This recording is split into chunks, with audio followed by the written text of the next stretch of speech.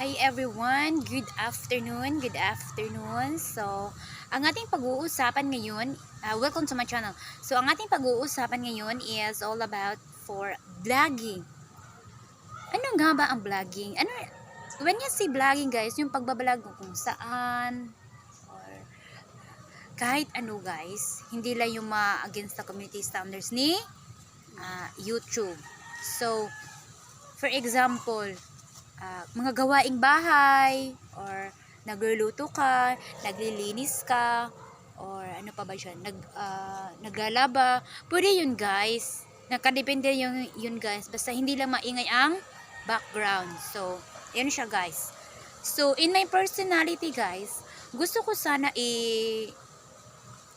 mag-video sa mga gawaing bahay, pero hindi ko magawa guys kasi ang ingay dito sa loob ng bahay kasi so napapansin nyo yung paligid is maraming punong kahoy o dahon. So lumalabas ako for the sake na maganda yung video ko, and then yun guys, tahimik dito. So balik tayo sa topic. So in vlogging guys, kahit anong ginagawa nyo or gumala kayo o ano pa ba, pumapasyal ko sa kahit saan. So, nakadepende nyo sa inyo guys kung paano niyo na binibidyohan guys. Sorry, makati ang ulo ko. So, depende nyo yan guys kung paano niyo binibidyo. Basta, as long as yung by angle, maganda yung kuha guys. Yung ganun ba? So, para sa akin guys, in my own opinion, maganda sana siya kung magbabalaging tayo ang mag-uusap in front of the camera, kasi the more kung tayo ang mag-uusap sa harap ng camera, the more makagain tayo ng viewers, subscribers guys, at iba pa. So yun siya guys. So napapansin nyo, in this year, sa mga video na ina-upload ko, ako na ang ano ba tawag dyan, ang aking mukha na ang ginagawa kong video dito sa aking mukha na talaga ang hinaharap ko dito sa video, kasi gusto ko kasi ma-boost yung channel ko guys. Oo. So at isa pa guys, sa pag-vlogging guys, dapat talaga yung mga sinasabi natin is may katotohanan at may lesson learned sa mga viewers guys, kasi hindi natin alam na may maraming maka-view nito at may mga bata, at hindi natin alam kung ilang mga age ang tumitingin sa ating mga video guys. So in my own opinion, sana kung mag-vlog man tayo, yung sinusuot natin in a well posture guys, or maganda yung suot ba, hindi yung makakita yung mga kaluwa, yung kagaya ngayon na uso ngayon ba guys, hindi yung maganda guys. Kasi for me lang para sa akin, hindi yan maganda guys for being a vlogger. Kasi when we say vlogger means influencer na tayo guys, or parang ina-idolize tayo sa mga viewers natin. Hindi ko ibig sabihin na popularize or sisikat tayo ba, sumisikat sa ganung mga style. So dapat kung mapopular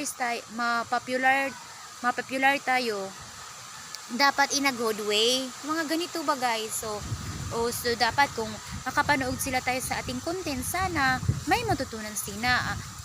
So dapat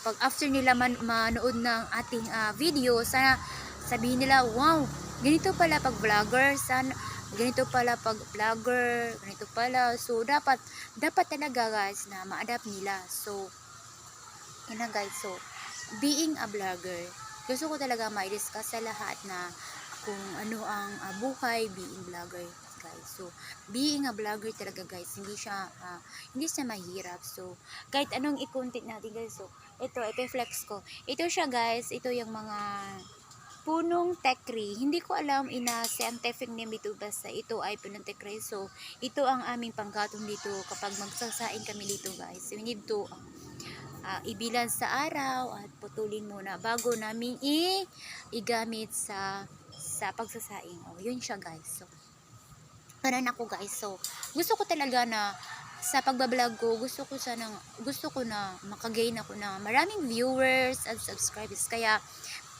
sinipagan ko talaga na gumawa ng content araw-araw guys. Kaya, sa lahat na makapanood ng aking video, sana mag-subscribe kayo sa aking YouTube channel at click nyo ang notification, click all, and then mag-react kayo sa aking video, react heart, and then mag-comment kayo para mas marami akong para more viewers, more commentators. Ganun ba yun guys? Tama ba? So, yun siya guys. So in vlogging guys, so dapat ang ating boses ilakas-lakas natin para kahit wala tayong mga kagamitan na kagaya sa mga iba na masikat na may microphone nilalagay dito kung saan, dapat natin lakasan natin ang ating boses. The more na mas malakas ang ating boses guys, the more na maririg ng ating mga viewers guys. Yan ang dapat natin tandaan. So, i-outline ko balikan ko. So, mga steps. So, in vlogging, dapat yung mga pag-vlog natin o paggawa natin ng video is current video or atin yung ginagawa sa araw na yun at yan ang dapat natin i-upload. And second, dapat may katotohanan ng ating i-upload na video or ginagawang video. At tatlo, dapat nakasuot tayo ng mga sample na suotin kagaya nito, kahit t-shirt, basta hindi lang makikita yung mga kaluluwa natin. Yan ang dapat nating tandaan. At apat, dapat malakas ang boses natin. Oo, yan ang dapat natin. At ang huli, dapat nasa harap at naka-well posture tayo at nakita sa tamang nasa center ang ating face. Yan ang maganda guys. At sa araw na ito at sa hapon na ito, sana pagkatapos ng panood ng aking content na ito, sana may natutunan ka at mag-comment ka kapag may natutunan ka at mag-subscribe ka sa aking YouTube channel. Salamat everyone sa panonood and bye-bye!